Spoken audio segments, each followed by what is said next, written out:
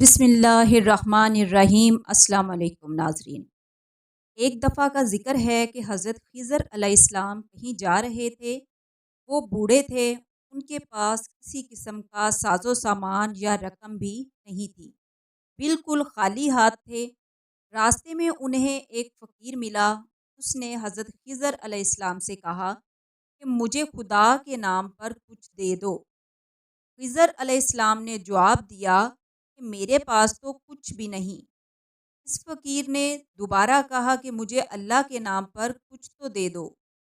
خضر علیہ السلام نے جواب دیا کہ بھائی، میں اسی خدا کا نام لے کر تم سے کہتا ہوں کہ میرے پاس کچھ بھی نہیں ہے، میرے سامنے اتنا عظیم نام نہ لو۔ اس فقیر نے تیسری مرتبہ کہا کہ مجھے اللہ کے نام پر کچھ تو دے دو۔ حضرت خضر علیہ السلام نے جواب دیا کہ تم نے اتنی بڑی ہستی کا نام لے لیا ہے، مگر میرے پاس کچھ بھی نہیں ہے۔ تو ایسا کر کہ میرے گلے میں توق ڈال اور مجھے منڈی میں لے جا کر فروخت کر دے، اور میری قیمت اللہ کے نام پر لے لے، کہ اللہ کا نام سننے کے بعد میں تجھے خالی ہاتھ نہیں لوٹا سکتا۔ اس فقیر کو کیا پتا تھا کہ یہ اللہ کا برگزیدہ نبی ہے، یہ حضرت خضر علیہ السلام ہیں۔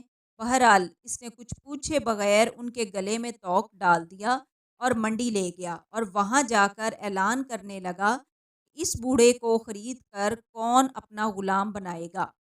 منڈی کے خریداروں میں ایک بوڑھا بندہ بھی تھا۔ اس نے اپنے دل میں سوچا کہ یہ شخص تو بوڑھا ہے اور کام کرنے کے قابل نہیں، اگر کسی اور نے اسے خرید لیا تو اس سے خوب کام لینے کی کوشش میں اس پر ظلم کرے گا، لہٰذا اسے میں ہی خرید لیتا ہوں۔ چنانچہ وہ آگے بڑھا اور اس نے اس بوڑھے غلام خضر علیہ السلام کو خرید لیا اور اپنے گھر لے آیا۔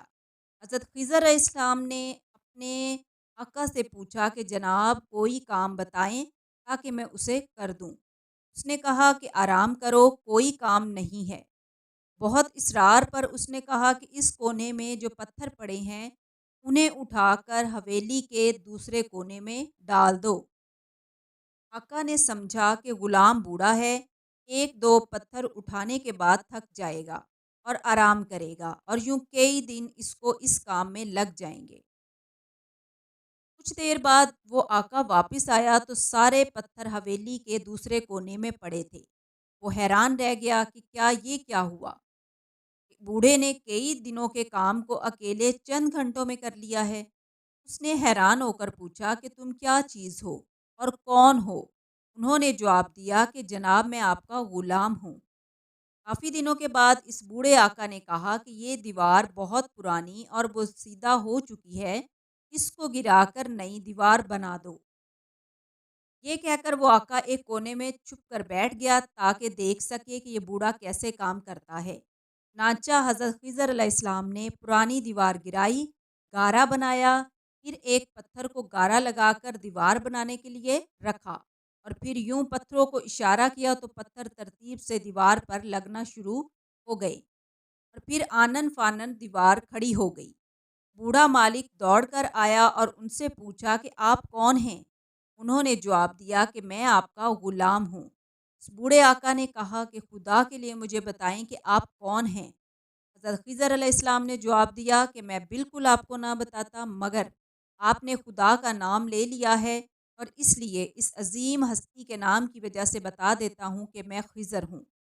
وہ بوڑھا ڈر گیا کہ آپ اللہ کے پیغمبر ہیں، مجھ سے گستاخی ہو گئی، بس آپ آزاد ہیں۔